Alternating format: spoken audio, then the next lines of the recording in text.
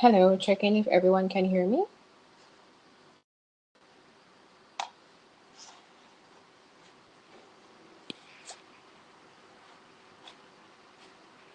Okay, perfect, awesome.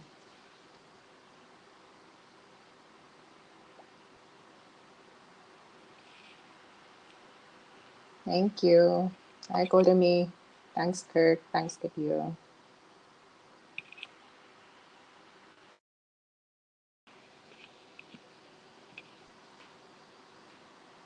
Okay.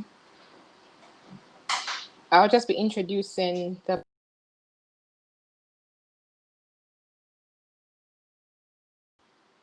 deck just to confirm that everyone.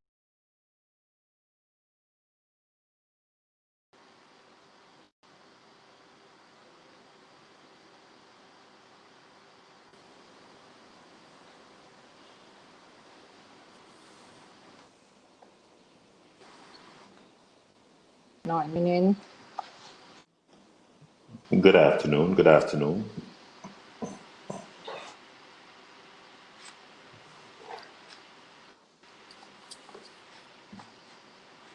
Hi, Michael. You can hear me okay?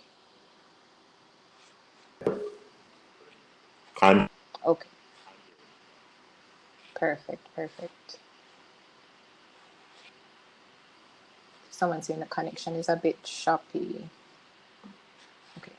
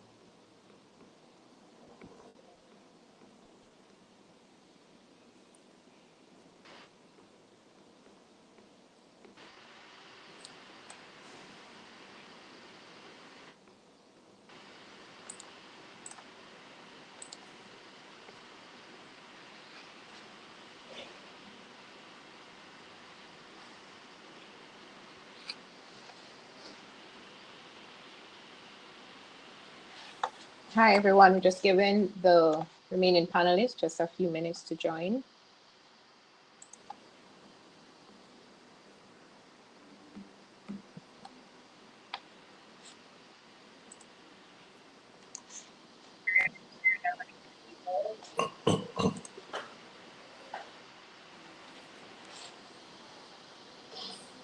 Hello, everyone.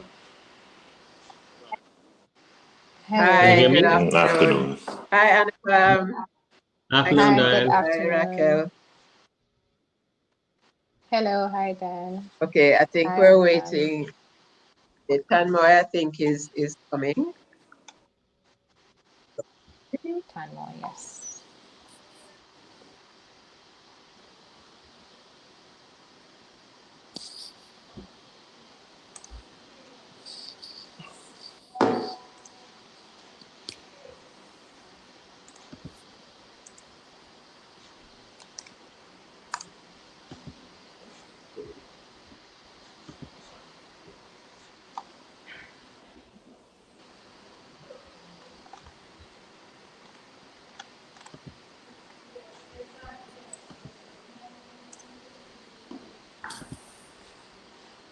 Are we live now?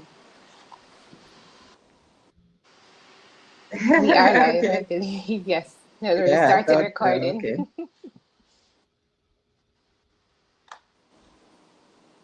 Checking for Tanmoy to join, and I'll do the introductions and Okay. hand over to you.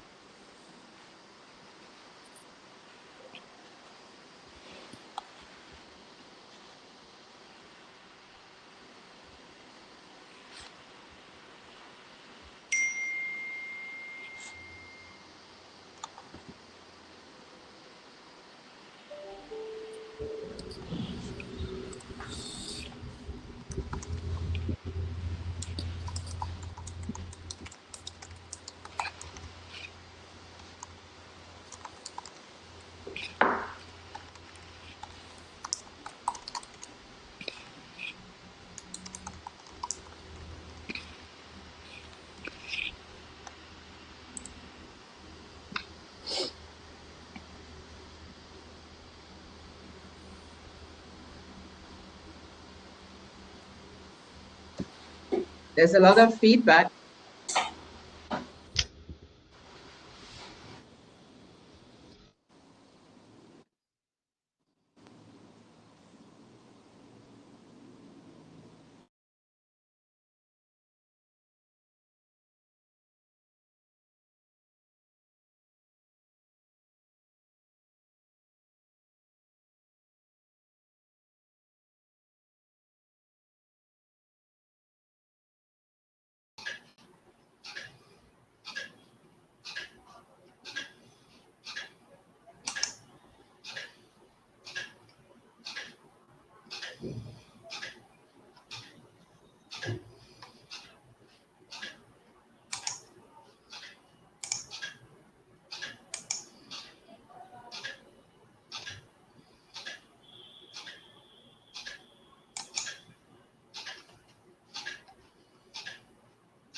Tanmoy joined, but Yes.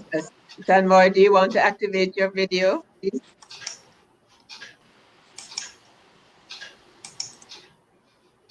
and Adolfo has sent you a message, Diane. He says to check your direct messages in the chat. Oh, in the chat. Okay.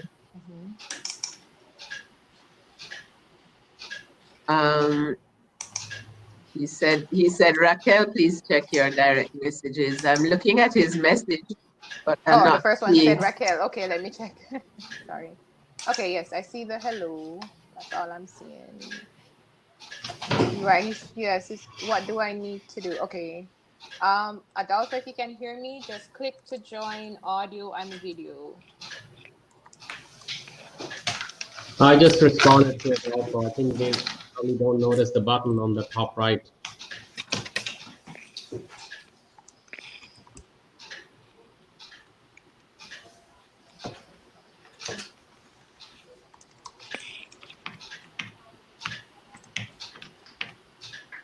Adolfo, I just sent you a message.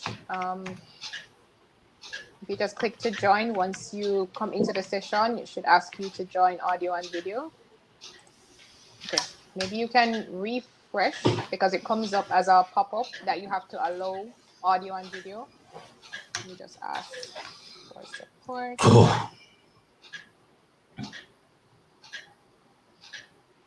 You try refreshing your page to see if that helps.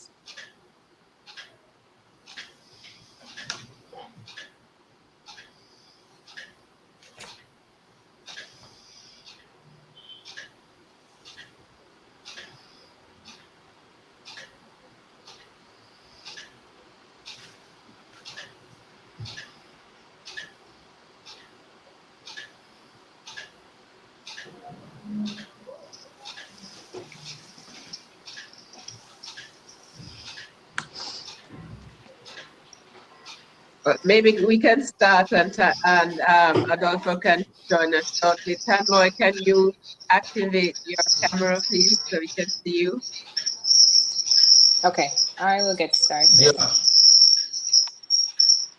Yes. Still not seeing Tanmoy. To avoid the feedback, can everyone go on mute as well? I'll get started with the introductions.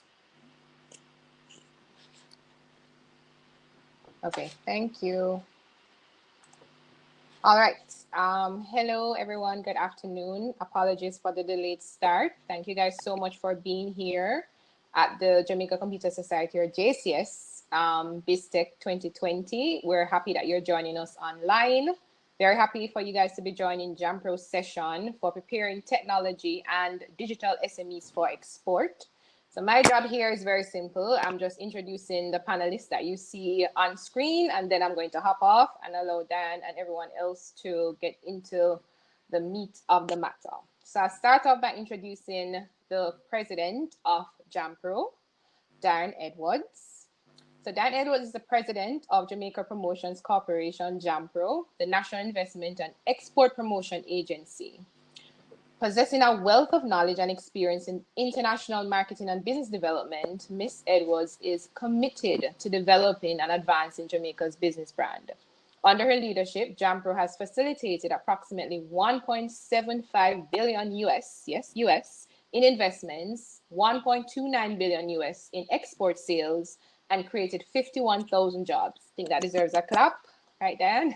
She has also led JAMPRO's transformational development to serve as a catalyst for wealth creation through increased customer focus and more effective marketing communication programs, and has promoted a culture of innovation to facilitate and support the development of new industries in Jamaica, such as shared services, medical tourism, and cannabis. She has also been a strong advocate for transformation of the nation's business environment with new initiatives including National Business Portal, National Investment Policy, and the Top 10 Doing Business Report ranking Miss Edwards. Has also served as a president for a board member of the Caribbean Association Investment Promotion Agencies, CAIPA. Prior to leading JAMPRO, she served as a general manager and director of J. Ray and Nephew UK Limited, where she successfully grew the UK's company turnover by 77% over 10 years. Miss Edwards holds an MBA from New York State University, a master's in international relations from Institute. I can't pronounce. I'm so sorry, Diane. But it is in Paris, and she is fluent in English, French, Spanish, and German. So thank you, Dan. Nice to have you here. All right. And I will move on To be here, to, thank you. okay, great. Awesome. All right. So I'll move on to introducing Micheal McNaughton, who you see on your screen. You can just wave to everyone. So Mr. Micheal McNaughton is the managing director of Amber Group Limited, a global technology company headquartered in Kingston, Jamaica. He also serves as director on all Amber Group subsidiaries. Micheal spent 15 years with Caribbean conglomerate Grace Kennedy, having joined their executive team in 2003 as the manager of Bill Express and promoted to group vice president of business development of Grace Kennedy Money Services GKMS division from 2011 through 2018. At Grace Kennedy, Mr. McNaughton held responsibility for innovation and the development of new products and expansion of the money services division of Grace Kennedy Limited into new markets. He is credited with the transformation of the Bill Express business to being the foremost bill payment services in the Caribbean, as well as the deployment of multiple innovative solutions for the Western Union and FX trader businesses of Grace Kennedy. The Money Services Division contributes over 50% of the net profits of Grace Kennedy Limited, a public company listed on the Jamaica Stock Exchange. His successes include the expansion of the Western Union portfolio of GKMS to include the British Virgin Islands, Cayman Islands, Turks and Caicos Islands, and the Bahamas. He also oversaw the development and launch of GKMPay, the company's mobile wallet, Woo.com, the region's first deployment of Western Union e-commerce service, FX Trader Business Solutions, Western Union's FX trading solutions offering trades in over 100 exotic currencies worldwide. Western Union Stage and Pay, allowing customers to stage their transaction through a mobile app. Thank you, Micheal. Thank you, Micheal McNaughton, so much. Happy for you to be here. Awesome, awesome accomplishments. No problem. And I'll move on to Anupam Govil. You can correct me if I'm not pronouncing it correct. So Mr. Govil is a partner with Avasant, a leading management consulting firm focusing on digital transformation, sourcing, and globalization services. He is also the president of Avasant's wholly owned subsidiary of Avasant, which offers a SaaS-based sourcing governance solution. At Avasant, he leads global sales and marketing and is on the board of the Avasant Foundation. As a renowned digital transformation and globalization advocate, Anupam has been providing strategic advisory services to global enterprises, technology firms, and private equity firms for over 25 years. He has advised governments and investment promotion agencies across more than 50 countries on driving economic development through technology enablement. Prior to Avasant, Anupam was CEO of leading globalization advisory firm Global Equations. Nearshore America has consistently ranked him in the top 30 influential industry executives. Mr. Govil is also a sought-after keynote speaker and chairs several industry-leading conferences such as Empowering Beyond Series. Sorry, whoever joined, can you please mute? such as Empowering Beyond Series Digital Convergence and IRPA's Automation Innovation Conference. Thank you so much, Anupam, for being here. Glad to be here. Thank you. No problem. Thank you. Now move on to introducing Mr. Adolfo Cruz, who is not on video on your screen, but I'll go ahead and read his bio. As founder and CEO of Proximity, a nearshore technology services company focused in the US market, Adolfo Cruz is responsible for running all facets of the business. Adolfo has a proven executive management track record and more than 20 years of experience in the technology industry. He's worn many hats in his career, including manager, teacher, researcher, director, C-level executive, strategist, innovator, and doer. Adolfo has a strong understanding of various markets throughout North America, Europe, and Latin America. Recently, he has started a new company which focuses on the IoT area named NextCurve and is an investor in a Boston-based company in the intelligent process automation business in the US. In addition, Adolfo, a director of the board of directors at CAMTIC, the Technology and Information Chamber of Costa Rica, and has been teaching about project management since 2002 at different master's degree programs for different public and private universities in Costa Rica. His educational background includes a bachelor degree on industrial engineering and a master's degree in business administration with one major in finance and one in marketing. Welcome, Adolfo. Happy to see you online with us. Thank you. After some troubles, I was able to join, so thank you for your patience. No problem. Thank you for your patience as well. And lastly, but certainly not least, Tanmoy Chakrabarty. Tanmoy Chakrabarty, the Group Government Affairs Officer at Tata Sons Private Limited. He has started this new assignment on April 1st, 2018. Here, his role is to synergize the Tata Group company initiatives to governments and to develop a one Tata approach to the government sector.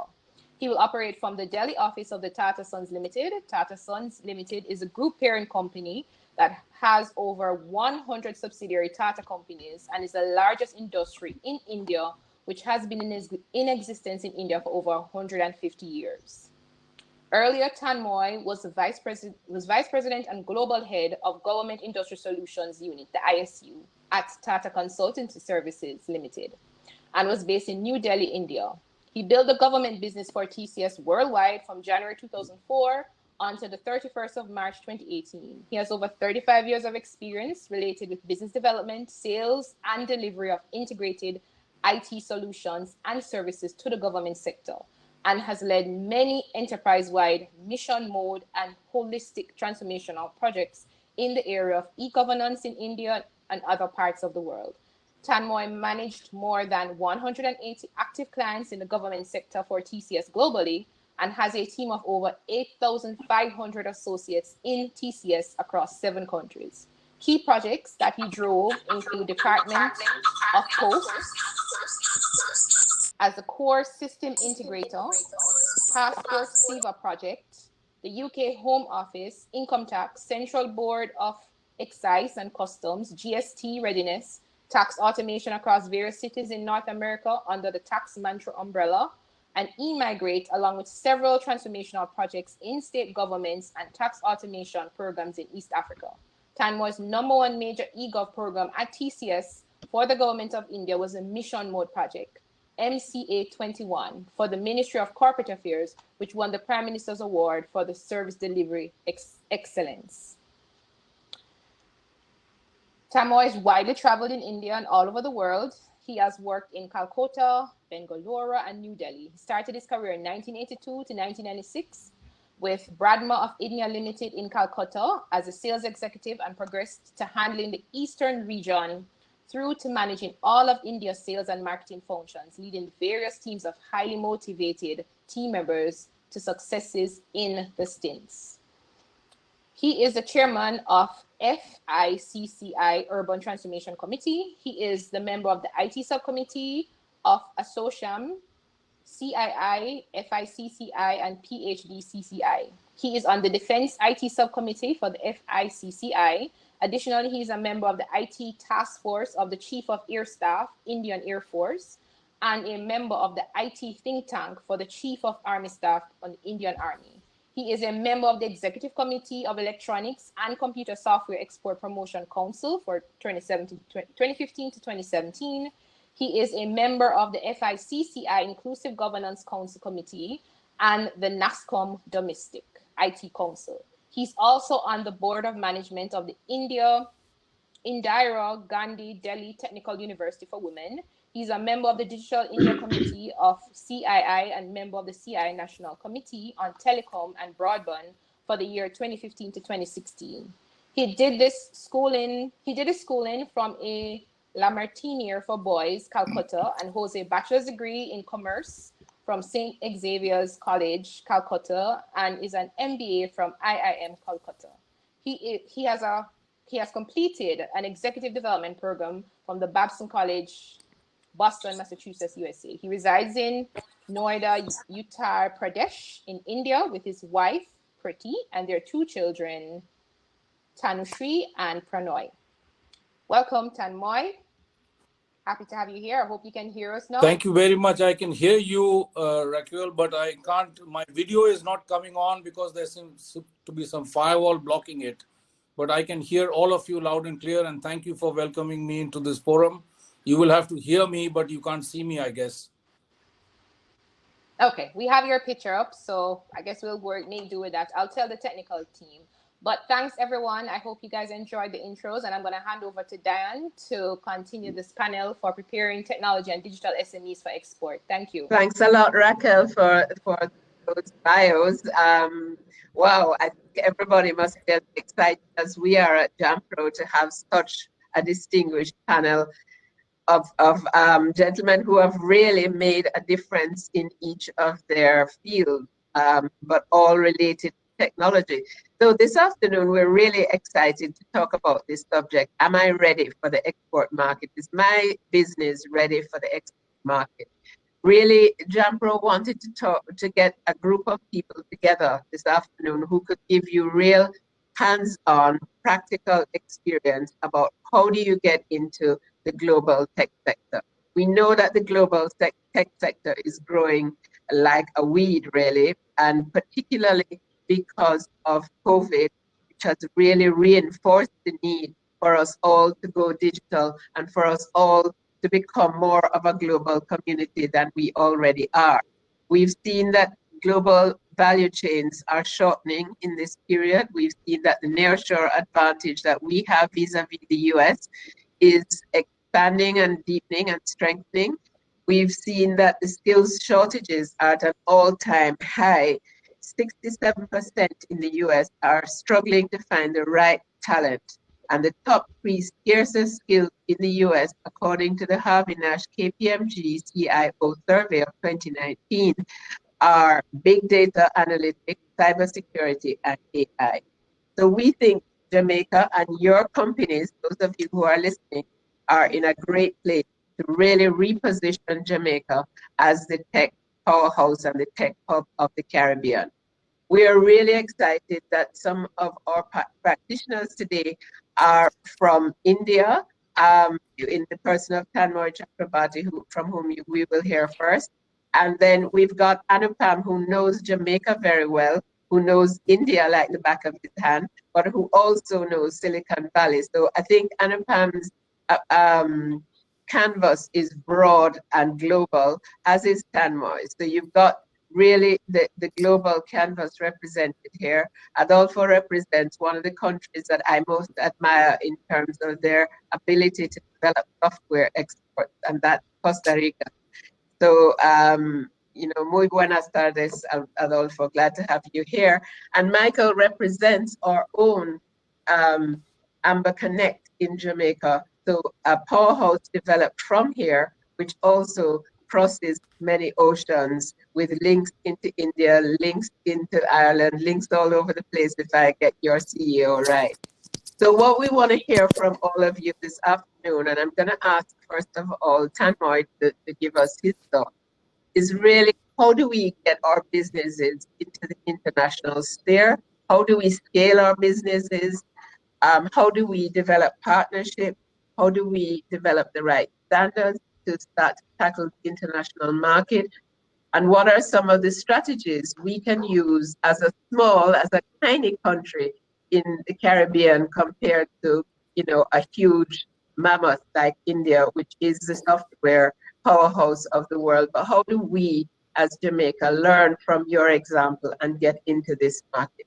So Tanmoy, I'm going to turn over to you and ask you to address some of these questions, talk about the trends in the global IT industry, and talk about a readiness checklist that some of our companies can benefit from, looking at how can they get into the international market. So Tanmoy, over to you. Thank you very much, Diane. And firstly, thank you to JAMPRO and to our erstwhile High Commissioner of India to Jamaica, Sevala Naik, who actually initiated this connect with me and JAMPRO. And I had the privilege of visiting Kingston, Jamaica about 3 years ago, and had the privilege of presenting to your Prime Minister, Andrew Holness, the experience of IT and the journey that India took. And at that time, I remember we discussed in his official, in his office, where we had a long 2-hour presentation. And it was in the context of the Jamaican National Identity Card initiative that I had actually visited Kingston 3 years ago. I wonder what's the status of that initiative now. But we discussed about the fact that what is really the opportunity for Jamaica. And if I can just play back to you what we discussed with Andrew Holness, I think a lot of that would continue to be extremely relevant in today's context as well as the opportunity for IT and ICT for Jamaica. So we kind of interplayed the journey of India that we took in the ICT business, where, initially in the early years, as Anupam would recall, there was some noise about Ireland and some noise about Philippines, always coming and buzzing around saying that those are the real hot destinations for the whole world to outsource IT to some of those more attractive destinations. But we actually undertook some of the fundamental building blocks, if you could call them, of creating an ecosystem, which then was able to demonstrate a very, very available, vibrant, technically savvy, very nimble IT workforce, which then serves today the globe. And we are currently at about $175 billion of IT exports, which is likely to go to $250 billion of IT exports in the next 5 to 7 years. And we engage about 6 million direct employees in India in the ICT industry. So to play back what we discussed with your Prime Minister, we said the first thing that was done was to create a very robust communication backbone, where the government played a key role in ensuring that connectivity, which is one of the key raw materials for a very stable and consistent IT industry, is set up as a network. And the government actually created and outlined software technology parks, which were allocated special regions within the country in different parts, which was dedicated for 100% export-oriented work on ICT. Parallelly, the Indian education system started churning out technical professionals, which is another raw material for the ICT industry.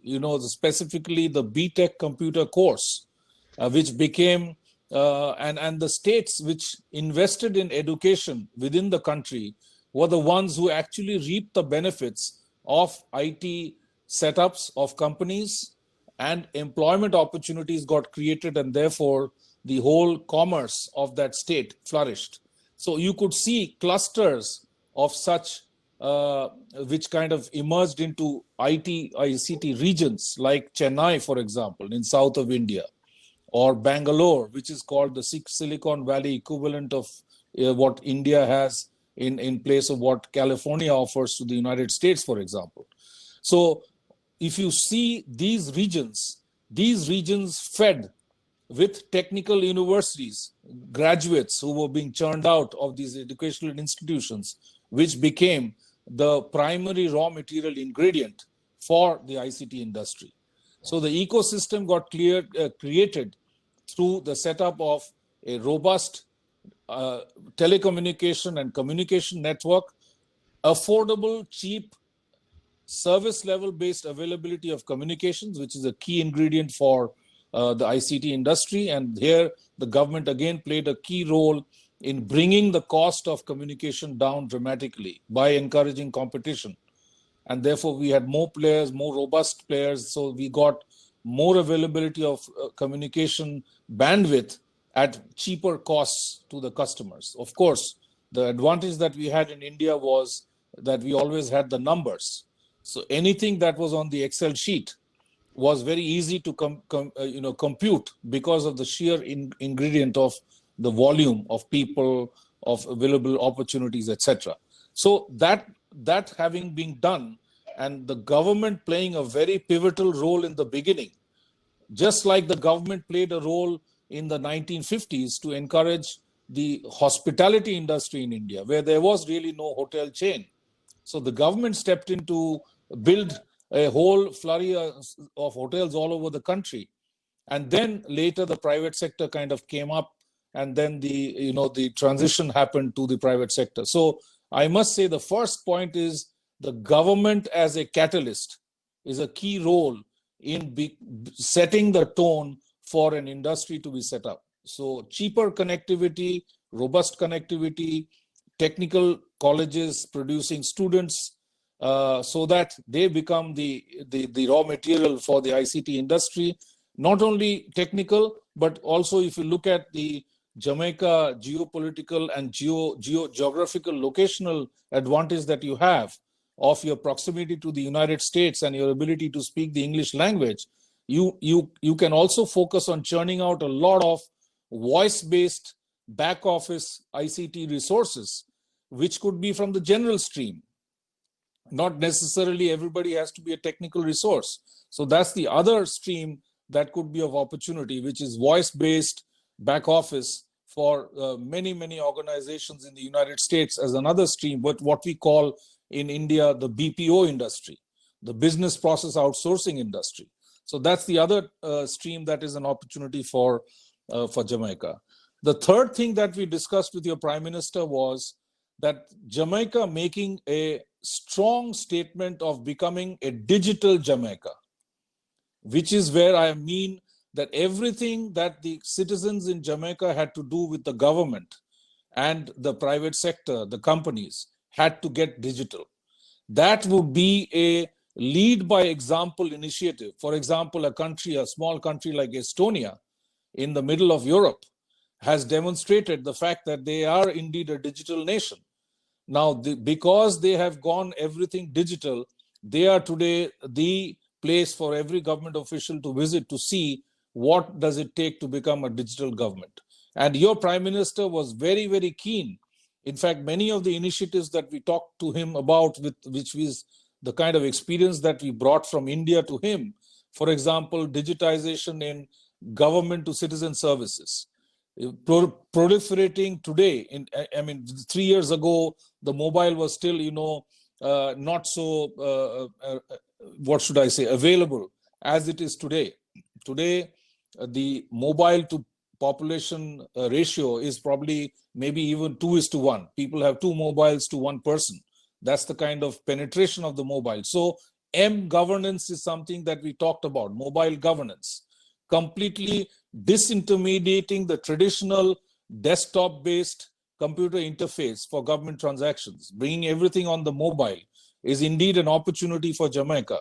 And the opportunity for Jamaica is because you have the ability to jump a few steps of what others have gone through over time, and you can straight away come on to the concurrent by proliferating the fact that every single transaction ability of the government with the consumer or the citizen or even the companies can be brought onto the mobile phone as an example. So once you do that, you become the hub of a showcase of what you have believed in terms of what you want to make an industry out of, is something that you're practicing by yourselves.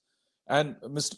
Andrew Holness was very, very, very, very positively inclined to look at land records digitization, to look at obviously your national identity card, which then would unfurl a whole flurry of transactional capability and activities between the citizens and the government, for example. Things like digitization of your company registration process, going up the notches in the doing business in the country report of the World Bank, for example. These were all the things that we discussed, which were opportunities at that time. So one is walk the talk, which is doing things first within the country, not only presented that opportunity to Jamaica to become a regional leader in digital government, thereby immediately passing on the been there, done that experience to all the other island nations which are in the cluster of the Caribbean, as an example. And then, of course, taking that, the companies that actually worked on those initiatives within Jamaica, then inculcating the experience to be able to then go and do it in other countries, for example. And that is how you create an export ecosystem. But you do that by planting the flag of experience within Jamaica to start with, to be able to then showcase and bring people, which is exactly what we did in India. We digitized many of the activities within India. We brought people from all over the world to showcase how does it work, what's the before and after, what's the transformation journey, what are the things that have been achieved as outcomes of IT. And we have primarily focused on the outcome that you get from IT rather than IT as an input. Very often what happens in the tech industry is that people get lost in technology discussions. But what is more important is that what does technology deliver as a transformation outcome? I think if that is the area of focus, a lot of these programs can actually succeed. So I think I will not have a monologue because there are eminent speakers and I would love to hear from them as well.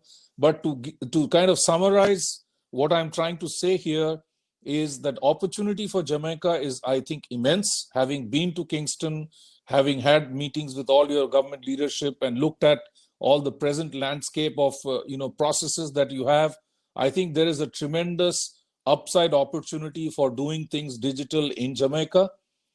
Clearly, making the vision of digital Jamaica a reality by adopting and asking all departments and ministries of the government as to why you can't transact with your customers and stakeholders using IT.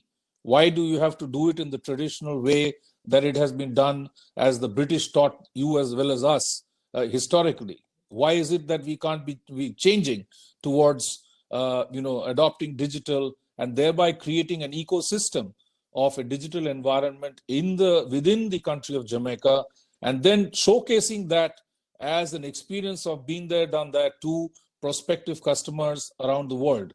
And to your small and medium industry cluster leaders who are on the call today, I would say that look at various areas that you can use technology. Create a niche for yourselves. Don't get into the Me Too crowd. Carve out a niche for yourselves. Some of you may focus on things like government to citizen. Some of you may look at government to business. Some of you may look at business to business. So carve out your niche areas of specialization and showcase the experience that you're gaining in doing projects. Albeit it may start small, but that experience becomes invaluable to be able to then scale up. The real epitome of technology today is replication.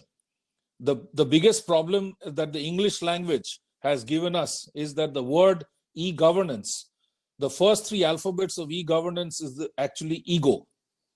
So everybody wants to do it all by himself, whereas the real benefit of technology is to do it well once, record the results of transformation, and then go and replicate this over and over again. And that's the opportunity that IT presents to the people of the world. So I would say that there is tremendous opportunity for the small and medium businesses who are focusing on ICT in Jamaica as an opportunity.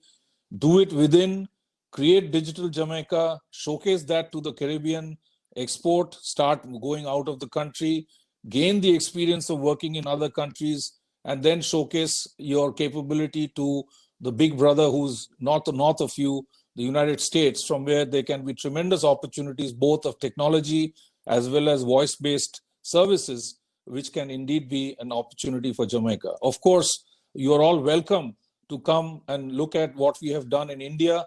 You know, the fundamentals have been built in India. For example, banking the unbanked is one of the key pillars that we have adopted in India. Firstly, to create a bank account.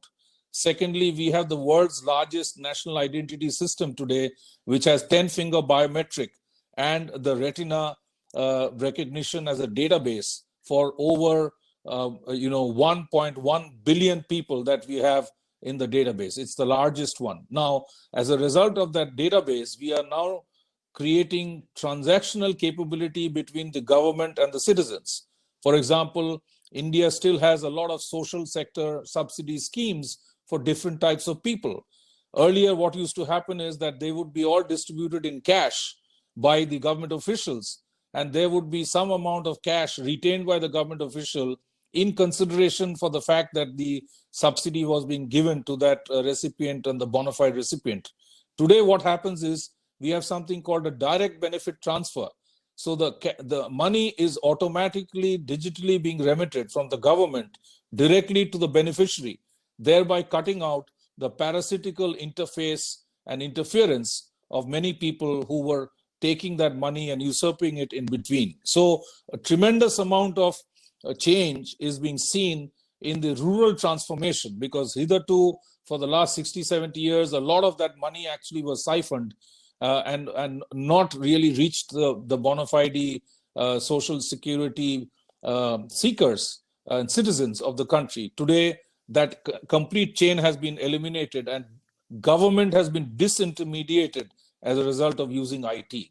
So there are many examples like this as to what we are doing in the area of land record digitization. What are we doing in the municipal administration services, which is local government in your parlance? What are we doing with some of the doing business in the country report parameter reporting, like company affairs? You know, how many days does it take for a company to be set up in India? Sitting in Kingston, you can actually apply for a company in India and set it up without visiting a government office in India. So the technology has given the ability to create an environment where you actually have, who are you going to ask the bribe from if nobody is going to come to your office? So that is the real opportunity that IT has presented in the Indian context. And indeed, we are now replicating some of these things around the world. And for example, our GST, our goods and services tax implementation, is the largest that has been attempted and the most bold one that has been attempted, which are bringing a lot of people who were hitherto avoiding taxes to come onto the tax net, thereby improving the revenue of the government and giving them an opportunity to bring the tax rate down, because you now have a larger tax base. So those are some of the impacts that we are measuring in the context of India, and I'm sure that experience will be very akin to especially many of the colonial countries that have been, earlier ruled by the British, and many of us who continue to carry on the archaic processes that the British have left for us. And it is time for us to completely transform, and technology provides that opportunity for that radical change. So I think, Diane, I'll stop here and allow everybody else to speak. I think there is, to summarize again, a good opportunity for Jamaica, a good opportunity for niche skills to be developed by the MSME sector in Jamaica in the different areas. And there is an opportunity in the Caribbean to lead and become a digital nation ahead of all the others, and thereby taking a pole position not only in the Caribbean region, but in the whole CARICOM area, that you can really demonstrate and share that experience to grow your industry, ICT industry in Jamaica. Thank you very much for your time. Thank you so much, Tanmoy, for sharing your thoughts and ideas on that. I think you're definitely spot on, and you'll be happy to know that a lot of what you're talking about is actually in train in Jamaica. So some of it led by JAMPRO, some of it led by other government agencies. But I think what you said is a great segue to hear from Anupam, because Anupam's company, Avasant, has actually just been working with JAMPRO and a number of our stakeholders on developing a global digital services strategy. So they've been thinking through, how does Jamaica tackle the international market? How do our companies here get themselves ready for exporting to the global IT market? So I'd love to hear Anupam's comments on what you said and his own thoughts that he'd like to share with us this afternoon. Anupam?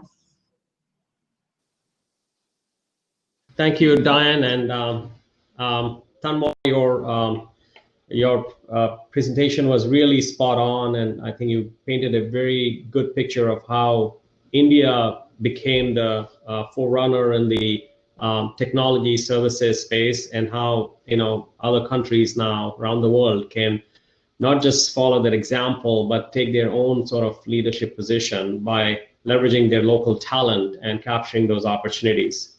So what I can add to that is that as we saw with the recent pandemic, that the relevance of digital has become very, very evident.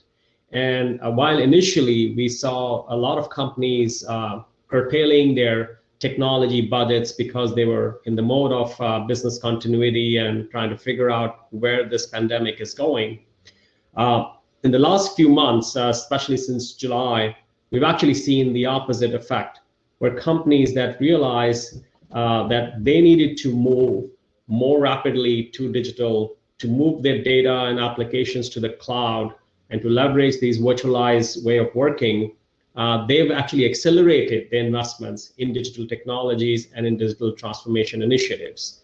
So Avasant has actually done some studies in this area, and we are now seeing that there is like a slingshot effect, where the pace of investments in digital transformation is actually going up across every sector.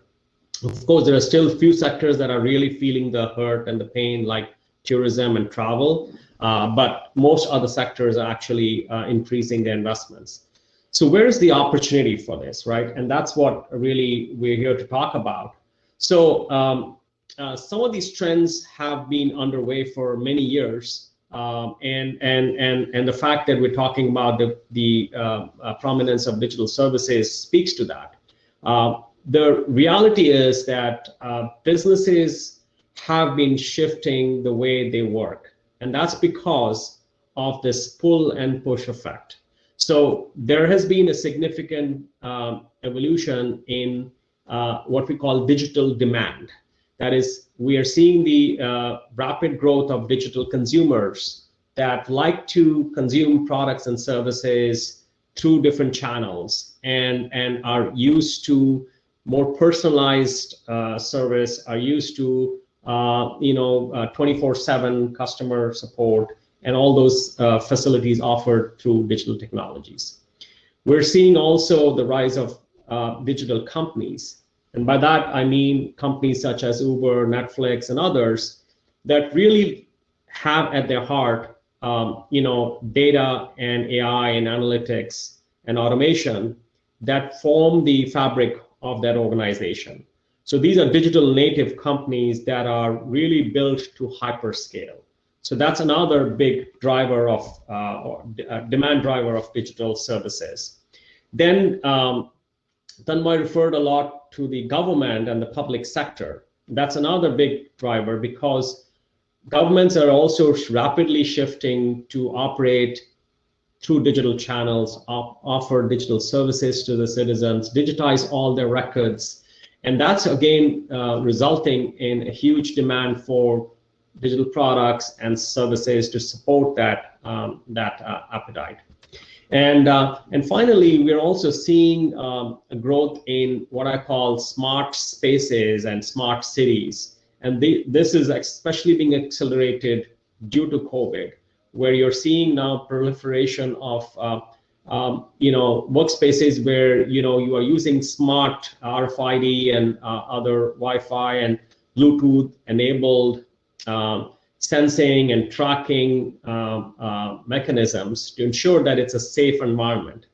This is also happening in cities where they want to track and monitor and streamline the flow of transportation and other services. So the emergence of smart cities, smart workspaces is another big demand driver. So to counter that, I think we're seeing the supply of new digital technologies that hold a lot of potential for innovation. Of course, we've been seeing cloud become now the de facto enterprise IT platform. But we're also seeing a huge growth in the use of artificial intelligence, cognitive solutions, automation, IoT, and now with the coming of 5G, we're going to see again a lot of use cases emerging, leveraging that. So the availability of these technologies are creating a real unprecedented potential for innovation and for solving real world problems and challenges through technology. We are also seeing the rise of borderless digital talent. And this is another factor I feel is in favor of Jamaica, because especially with the current pandemic and restrictions of travel, resources now have to work virtually. Whether you're living in the same city as your employer or you're living 1,000 miles away, that really doesn't matter as much. This shift was already happening in terms of companies leveraging borderless digital talent, but that's only getting accelerated now, which means that where you are located doesn't matter as long as you have the connectivity, as long as you have the talent. So again, focus on developing this borderless digital talent is very, very important. And finally, the ubiquitous connectivity, which Tanmoy also referred to, the whole revolution in telecom and availability of bandwidth and the availability of your own, being your own devices. This ubiquitous connectivity is also creating these opportunities. So where do we go from here? Jamaica obviously has been a leader in the nearshore region in terms of providing IT and BPO services. But based on what we're seeing, where we're seeing the industry going, and based on how we're seeing the Jamaican ecosystem developing, I think the next big wave for Jamaica is going to be digital services. This is where Jamaica should focus on developing talent and in supporting SMEs and small businesses and entrepreneurs who are able to now offer services beyond the traditional BPO and IT services. They're able to leverage their talent and leverage their understanding of different industries.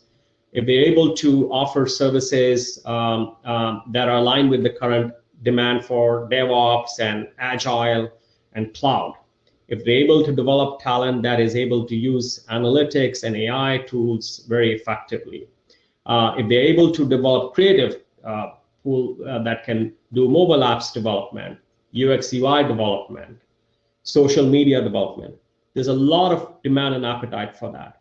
So, and these areas are also very disaggregated, meaning you don't have to be 1,000, 2,000 person company. You can do it even with a smaller organization and a smaller footprint. The key impediment in these cases is usually access to markets and the ability to market yourself. Obviously, again, Jamaica and JAMPRO, Diane, to your credit, has done a great job in putting Jamaica on the global map and creating that visibility in the mindset of enterprise customers around the world. And today, again, due to the lack of physical inhibitions, I feel even small companies, given the right channel, can promote and sell themselves to global organizations. So I feel Jamaica is really poised for that growth, and with the right development of the talent in those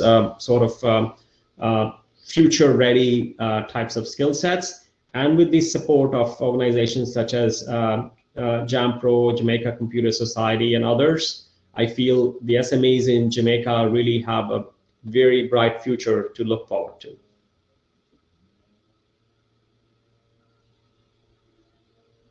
Thank you so much, Anupam. I think that was a great overview of what Jamaica can aspire to. I really want to hear now from Adolfo, because he has such a great story of how from Costa Rica, which is similar in size to Jamaica in terms of population, and how he has been able to conquer the international market. And Adolfo, maybe you can share some tips for companies that are small and really looking at the international market. What do they have to do to try to get ready for tackling the global market and IT outsourcing? Over to you, Adolfo. Sure. Thank you very much, and hello everyone. Thank you to JAMPRO for the invitation. So I fully agree with the previous two gentlemen who gave us their point of view, and I agree with you. I think that there are some similarities between Costa Rica and Jamaica.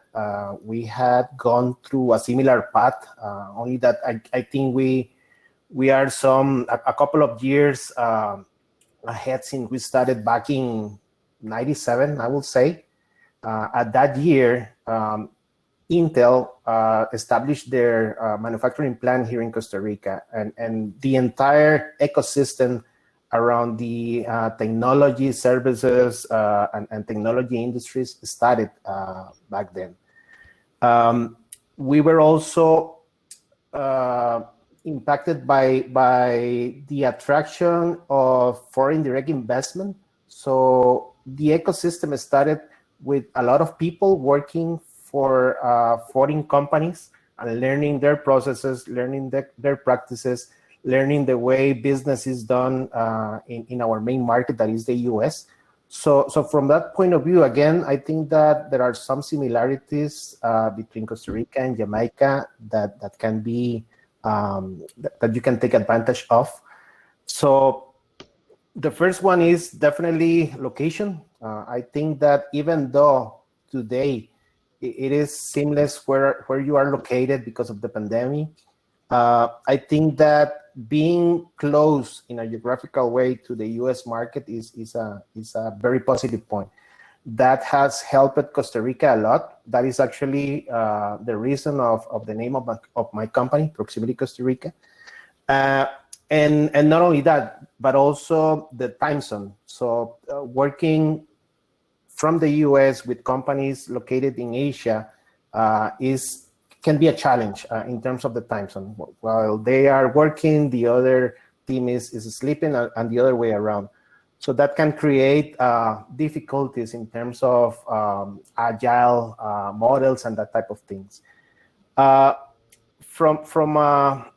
I think that the main point here is what the gentleman mentioned: creating a strong ecosystem that involve the government, the academia, and of course the private sector to build all the conditions around so the companies can actually born, grow, and evolve in a successful way. That is what we did in Costa Rica. If you think about it, 30 years ago, we were seen as a touristic destination, probably a banana country producing coffee and banana for exports. And 30 years later, the ICT industry is very strong. It is exporting more than any agricultural product. So that was a quantitative jump in terms of the quality of jobs and the quality of companies that we created. I see a lot of opportunity in the next few years with the evolution of 5G, as the gentleman mentioned. I think that will be a game changer that will open the door for small companies that are not necessarily focused on intensive labor numbers. And I think that the mix that Jamaica can create between doing business with Jamaica, but also doing tourism or leisure is another key factor that we need to tackle. From the point of view of a small company, the process is, in our case, has been finding the niche where we want to compete in, some sort of boutique model. We of course, as a country, we are just 5 million people in Costa Rica. We can definitely not compete with countries like India or any large country that is providing services as we do.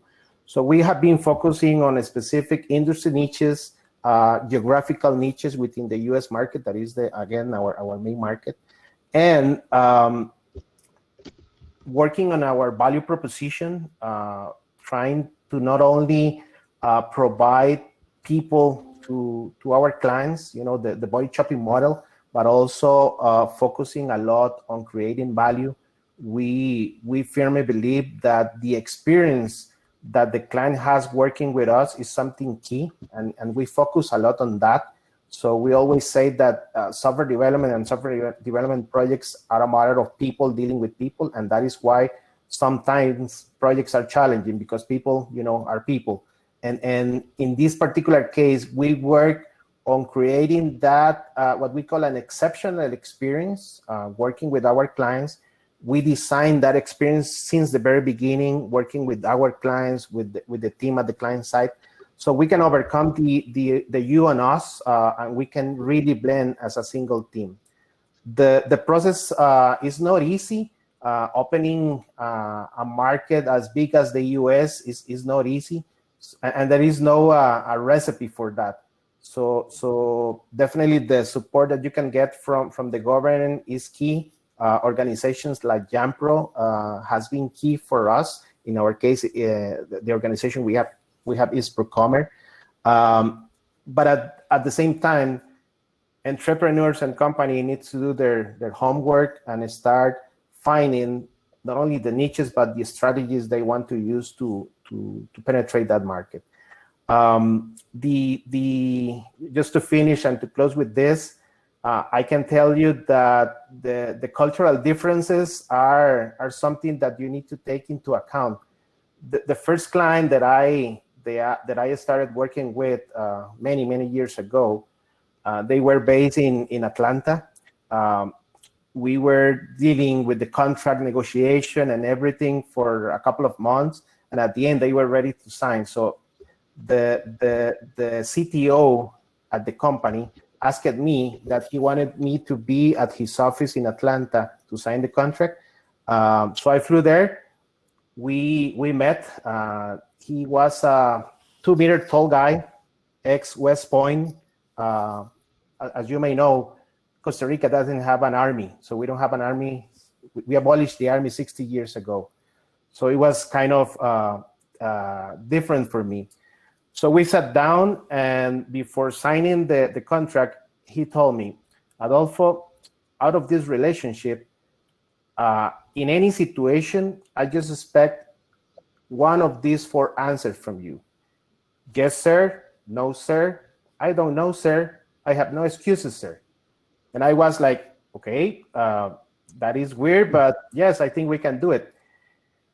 At the beginning, the cultural shock was, okay, this is going to be difficult.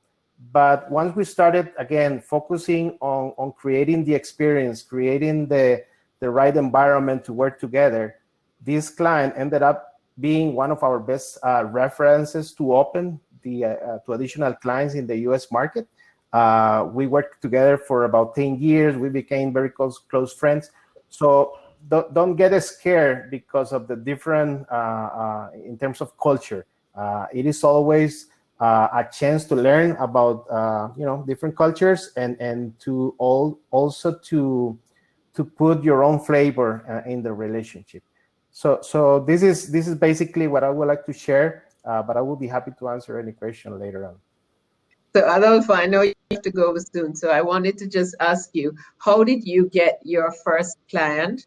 How difficult was it? And what sort of challenges did you face? Did you face challenges of credibility? So Costa Rica, why Costa Rica? We don't know anything about that country. What were the challenges for you as a small company, facing the international market? And how did you get hold of your first client? But the first one is always the hardest. Yeah. The first thing is we were already selling locally in Costa Rica and within the region in Central America and the Caribbean. But we didn't have any client in the US. Since the very beginning, we were clear that we wanted to go there, being the biggest market. So the challenges were exactly as you said. We didn't have any client in the US. They were not really valuing the clients that we had locally or within the region. We didn't have anyone who speak English being able to give a reference about our work.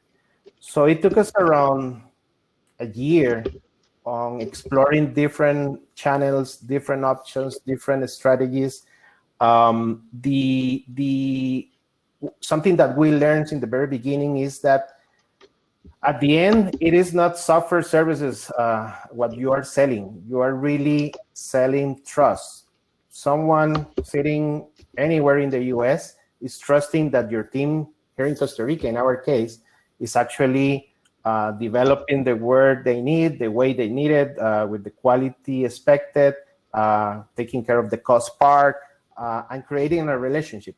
So the moment we started realizing that, we started focusing our strategies on creating that trust, and on putting all the marketing materials, having clients that can tell a story about us, and at the end, convincing the new clients that we were able to deliver the work in a much better way than other countries. Because at the end, that is the challenge, right? There are thousands of companies like ours across the globe. So why proximity? So we focus a lot on that value proposition, and that was the key. Okay, thanks very much. So I'm going to turn to Micheal now, and I'm going to ask Micheal the same question. So as Amber Connect, how difficult was it for you to get your first customer, and what were the hoops you had to jump through to get that first customer, and what advice would you give to a small company trying to enter the global KPO market, knowledge process outsourcing market, for the first time?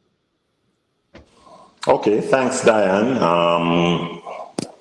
I will say that I agree with my predecessor panelists in terms of, you know, all that needs to happen in the technology space. So Amber, the Amber Group is really just 5 years old. And if you ask me today, we're still a small business that has benefited from export in terms of our own development products and services. So 5 years ago, we pretty much had some basic strategies, some basic principles that we believed in. One, geographical and risk diversification was a very fundamental principle. The second one was we were aiming to build a global brand that could enable us to open doors wherever we go, just by virtue of you know, our track record. And then the third principle was basically building an integrated technology ecosystem, which is based on innovation. So we started with Amber Connect, which is a vehicle tracking solution. We spent our first year basically building a world-class product. And by virtue of that, we were actually able to, based on our other strategy of working with strategic partners as we seek to venture into other markets. So it is a vehicle tracking solution. So one of our largest strategic partners is the Fidelity Services Group in South Africa. They are a security company with 80,000 security guards and, you know, millions of clients in both home security and vehicle security and armed response. So they were a very strategic partner that very early we were actually able to leverage their own expertise and their own capabilities in South Africa to help us to build our brand. Then we came back home to Jamaica and we formed a similar partnership with the Stewart's Automotive Group. They sell motor vehicles. Again, they are our distributor in Jamaica. So the principle of using strategic partners, Diane, in terms of our quest to become a global company was fundamental. We sought to make sure that we developed an innovative product. We sought to make sure that we disrupted ourselves. So every month we'd come out with new features. Thankfully for us, and Tanmoy, we do today have over 200 developers on our payroll in India who basically lead our development efforts. And well, we have also diversified from the vehicle tracking business And today we have another division, Diane, which is Amber Innovations, which does development work, not just to support our business, but for other clients. So Amber Innovations, we have a lot of enterprise customers, not just here in Jamaica, but overseas, which basically we do development work for. I mean, a lot of persons on the panel and listening will remember the Jam COVID-19 app that we developed for the government of Jamaica to manage visitor arrivals into the country.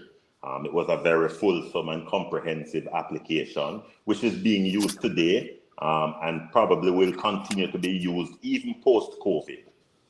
Just by virtue of the assistance that portal was able to offer to the government of Jamaica. Today, we're proud to say that 5 other Caribbean islands have reached out to you, and we're deploying it in those markets as well. So again, we believe in building a quality product that has good global reach. We continue to innovate. We continue to disrupt ourselves. And just by virtue of a team of persons who can demonstrate it adequately, we are actually able to export our product. We're in over 20 odd countries today with our Amber Connect product with strategic partners. And in terms of our Amber Innovations solutions, we do have our own proprietary products that we have developed that we will use to create this integrated ecosystem I spoke about. So there's Amber Pay, there's Amber Fuels, we have a smart home solution, Amber Aura. So in essence, you will, in very short order, have an Amber Connect device on your car. And when you get home, because you have Amber Aura as your smart home solution, your home will know it's you. It will open the gate. Your air conditioning will turn on to cool your place. So building out this ecosystem that is smart, that's solving a lot of the pain points for discerning customers, and at the end of the day, it's affordable, is really our mandate. So, Micheal, you spoke about innovation, and that's, I think, one of the fascinating opportunities for Jamaica. So, what do you think we need to do to improve the innovation ecosystem and to do more of that conceptualizing and actual developmental work on the software side in Jamaica? Okay, so it pretty much starts with just looking for the pain points. And I will use a simple example. Amber Fuels is really one of the pain points that saw us being innovative. Today, an Amber Fuel customer drives up to a service station. The attendant scans an RFID tag on his car so it knows who it is. The attendant fills his car and they give him a device he puts in his PIN and he drives away. Because he has a card that's stored, his credit card that's stored in the device. He has all the analytics so he can know exactly when he filled up, how much he filled up. He can compute what mileage, the system will tell him what mileage he's getting. It uses artificial intelligence, so it can actually prompt him and tell him that, okay, you are now heading home. Because the system also uses AI to know where is home and where is work. And he will get the requisite notifications that he probably should fill up before he gets to home. We use Google Maps, so we are also prompting him in terms of the traffic that is en route going home. So things like that. So again, you basically just start with looking for pain points, personal pain points, one. The pain points of your connections. And, that's basically where it starts. Thanks for that. Going to you, Anupam, do you think that Jamaica really should be looking for knowledge process outsourcing opportunities in the US to be subcontracted to Jamaica?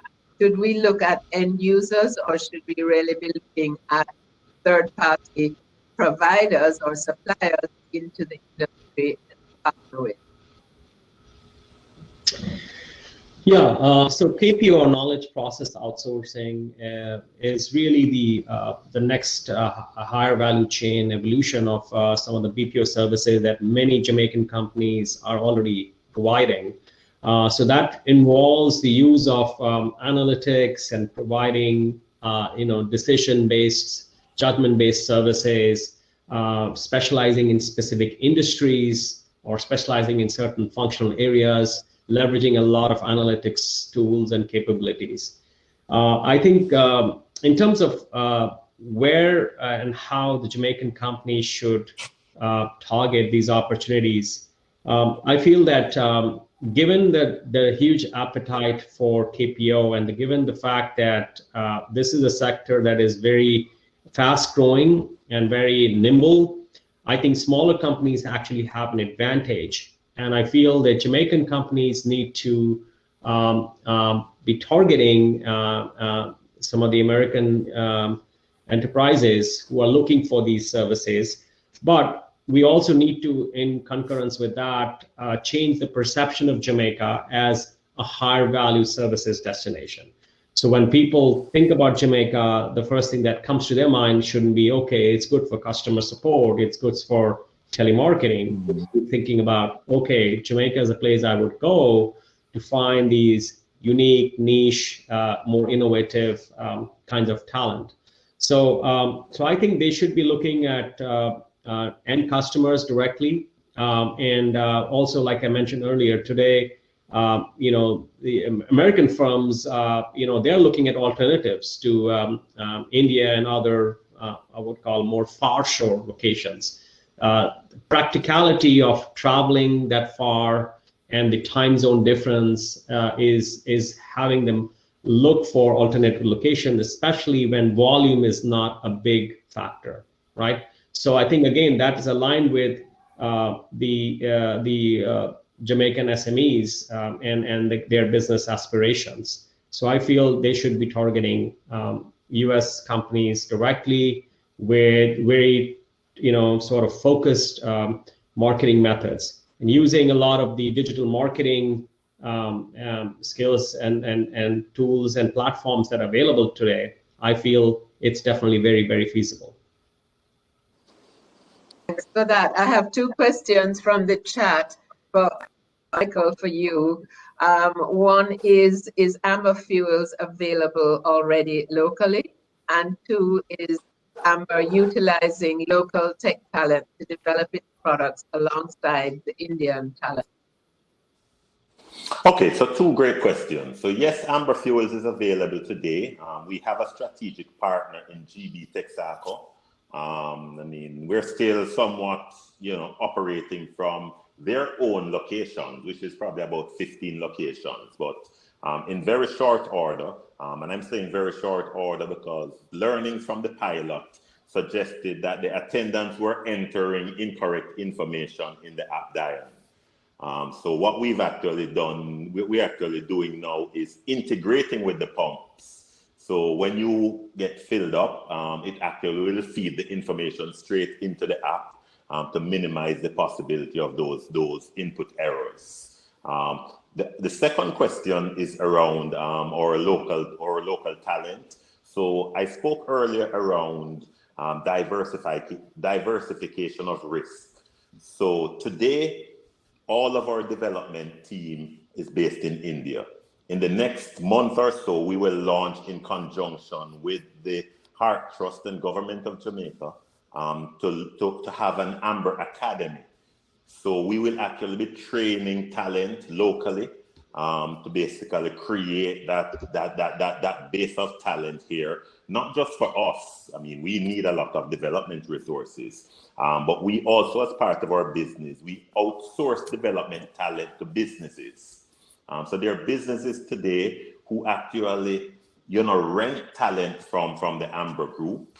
The talent today is really based in India, who works with, on projects with, the banks and the government and things like that. So when we build up that complement of coding talent here, it will go a far way, not just to diversify my risk, my geographical risk of all of my team members being in India, but also to enable me to expand significantly my ability to send persons, coding talent to local businesses. That's great news. Actually, just highlight one of the programs that JAMPRO is operating is the Global Services Sector Project, which is an IDB funded project, and which Tanmoy would be happy to hear is actually doing upskilling of the Jamaican workforce in terms of digital skills. So we fund short-term developmental programs for upskilling of the workforce.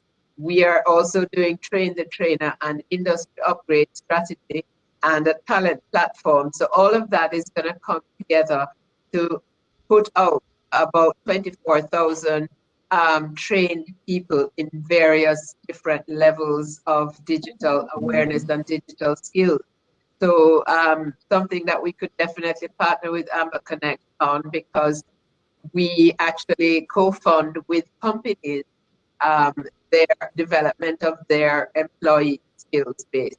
So there's a lot of opportunity for collaboration there. But Tanmoy, if you're still there, I would like to ask how you see the potential for Jamaican companies to benefit from Indian companies who are very present in the US market. I mean, we know of companies like your own Tata Services, but also Wipro, Infosys, and other companies like that who are doing a huge amount of work across the US. You see opportunities for us to do some backward linkages or subcontracting in Jamaica for firms like that, and how do you think we should approach that opportunity? No, that's absolutely the right way to go, Diane. In fact, I compliment JAMPRO for undertaking this upskilling program, because at the end of it, from a strategic intent, you will see that there is that much you can do in terms of numbers. I think when I visited Jamaica 3 years ago, the population was about 3 million people, if I'm not mistaken. So within that 3 million people, if you look at the technology oriented people, it'll be a subset of that. So I think Micheal's strategy as a company is the right way to go, is to build niche skills in niche areas, and then leverage that through partnerships around the world to export that from a replicability standpoint. Go for the quality, don't go for the quantity, is the strategy I would say would absolutely fit the availability of human talent, human capital talent in Jamaica. So that's the right way to go when you say that you're upskilling people to digital technologies. Today, companies are moving everything to agile, DevOps, as Anupam mentioned, and therefore being concurrent to be able to be continuously relevant is one of the facets of being an IT professional. Yes. You are dated tomorrow of what is happening today. So that's the kind of rapid turnaround time of concurrence that you need to be as an IT professional. So continuous skilling, continuous training is indeed the right strategy for Jamaica. And to your question about Indian companies and backward integration, in fact, when we discussed in Jamaica about the NIDS project, the larger agenda was that there would be a TCS flag. If we were at all to do that project, the TCS flag would be there in Kingston and Jamaica, and that itself would attract an ecosystem of pulling in local talent to be able to then do many other initiatives. Alas, that didn't happen, but we are continuously looking for opportunities to see how we can be present in the region. And since we already had a tremendous amount of support, and I must give my compliments to, at that time, Senator Aubin Hill, who is a real friend of India, and he is the one who actually initiated all our meetings with the Prime Minister and all the other Finance Minister and several others in a matter of 4 or 5 days that we were in Kingston. He had arranged that, and my sincere regards if you meet him or talk to him, to Senator Aubin Hill. He's now your minister, and indeed to your Prime Minister as well. If you meet him, say hello to him from my side. I think clearly these were the discussions that we were having as to how do we cascade the work to happen in Jamaica, leveraging from a lot of work that is, the TCS, for example, has 475,000 IT professionals in the company. And we recruited 30,000 people last year. So it is a large organization across 55 countries, and about 40% of our total global revenue comes from the United States. We have over 24,000 people physically located in the United States in spite of the pandemic. So these are big numbers. So Jamaica cannot play the numbers game. There is no comparison. There's no rationale to compare in terms of quantity. But really what can differentiate as an opportunity for Jamaica, I believe, is the quality and the niche areas of identification of the future technologies that you should really focus your skilling on, showcase that capability, and that automatically pulls the work, because there is always a talent void in niche areas of technology. That's a great way actually to end this session, because I really can't believe that we're 4 minutes to 2 o'clock. Because this has been really a fascinating conversation. Tanmoy, you'd be happy to know that we are doing a lot of the things that you wanted us to do 3 years ago. The need has taken some time because of a legal and constitutional challenge, but it is certainly back on the cards now, and going back to Parliament, hopefully before Christmas, and will be back out to market early next year. I think the opportunity for those kinds of programs is to have companies like Tata Services come to Jamaica to start an operation, to deliver a contract like that, but also to use local talent as much as possible, so that the integration of the global company and the local company really happens seamlessly. And we've already seen this happen, for instance, with Hinduja Global Services, which came to Jamaica to do a consultancy for one of the local banks. And that's how they started up their company, but they have now expanded to a lot of global services from Jamaica, because exactly as you are saying, talent is here, you have to ferret it out. So I don't know if there are any questions from the chat. I'm not seeing any questions in the chat, but you have like 2 minutes if you have questions to put into the chat. And in the meantime, I'm going to ask Anupam and then Micheal and then Tanmoy if he has any last thoughts to share with us, literally in about 30 seconds, each of you, because we just got a couple of minutes left. Anupam? Sure. Yeah, so Diane, as you know, we have real first-hand experience with Jamaica. I've been coming to Jamaica for the last almost 12, 13 years, and I've seen the tremendous progress and growth that's happened in the country, and it continues to happen. We're glad to also be part of the GSS program, as you mentioned, and to help, position Jamaica for this future wave of growth. I feel from an SME perspective, I think Jamaica, what Jamaican government institutions can do is provide better access to capital and mentoring, and obviously business matching. These are the 3 areas where I feel SMEs may need a little bit of support. I believe Jamaican SMEs have the innovation, they have the talent. I think Micheal has shown that you can come up with world-class innovative solutions in certain areas. I feel Jamaican companies should leverage their core strengths. They understand, for example, the tourism and the hospitality industry. And right now that industry is going through a lot of pain. However, as that industry recovers, they're going to need very innovative solutions to manage what we call low density tourism or frictionless tourism, where you can track and monitor the progress of tourists and also the tourism operators. So those kinds of innovative solutions targeting real world challenges and capturing your local talent will be the way for Jamaican SMEs to succeed in the coming digital economy. Great, thank you. And Micheal, your final words to the SMEs listening. Well, what I would say, Diane, is, businesses in general need to start using data a lot more. It enables them to understand their customers. It enables them to predict what is likely to happen tomorrow. So, I mean, 20 years ago, data mining and business intelligence were really outside of the ambits of small business. But today, it is actually readily available. I mean, we at AMBRO are building all types of capabilities so small businesses can do data mining. They can get analytics on their phones. I mean, you would have seen a lot of that with Jam COVID, where, you know, you're actually able to see very immediately, real time, what's happening in your business. I think that's what businesses need to move to. You know, data mining using intelligence to enable them to make better real-time decisions. Great point. I think that is really critical. And I think that goes for companies that are not tech companies only that want to export their services. Really understanding your customer is critical to any business. Tanmoy, I'm allowing you the final word.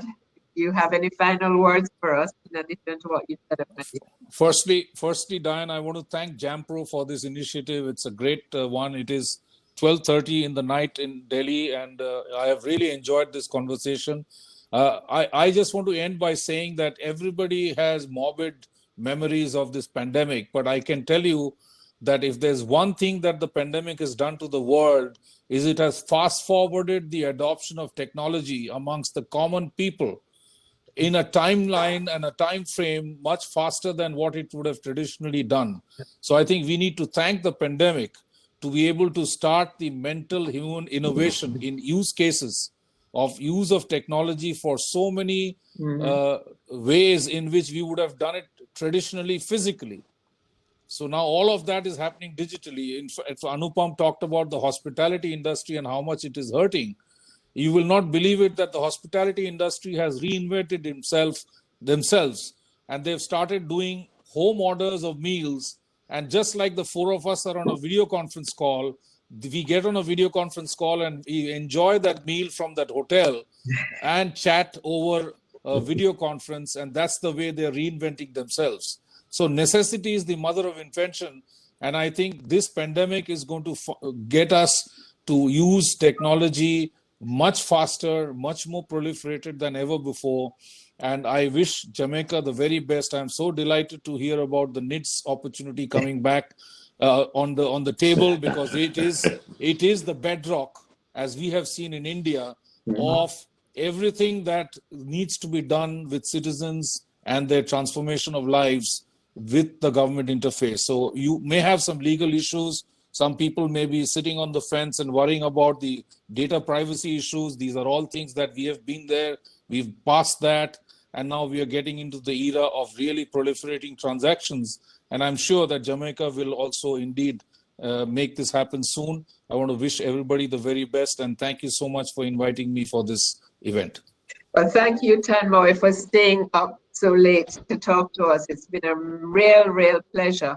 Thanks, Anupam. Thank you, Micheal. Thank you to Adolfo, who had to leave us. But really, it has been an enriching conversation for me personally, and I hope for the audience. And really thank you all for participating and for being such a great audience, because I've seen the chat rolling and rolling. And really thanks also to the JCS, the Jamaica Computer Society, for staging this event and getting us all together. It's a link that we do not intend to let slip, so you will all be hearing from us at JAMPRO. So thanks all, and thank you and good night. Thank you very much. Thanks everyone. Take care. Bye.